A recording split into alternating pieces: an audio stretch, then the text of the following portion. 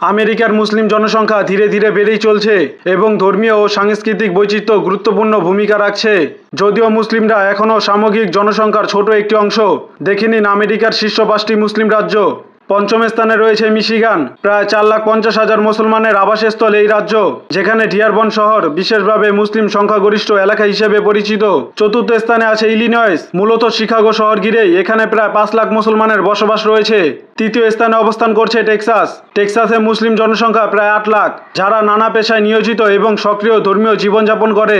দ্বিতীয় স্থানে রয়েছে ক্যালিফোর্নিয়া।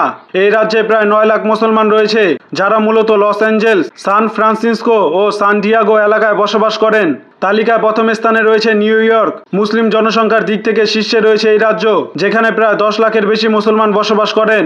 নিউ ইয়র্ক সিটি মুসলিম সংস্কৃতি ও ধর্মীয় কর্মকাণ্ডে বেশ সমৃদ্ধ। এই রাজ্যগুলো আমেরিকার মুসলিম সম্প্রদায়ের সামাজিক, অর্থনৈতিক ও ধর্মীয় কার্যক্রমের গুরুত্বপূর্ণ কেন্দ্র হয়ে উঠেছে।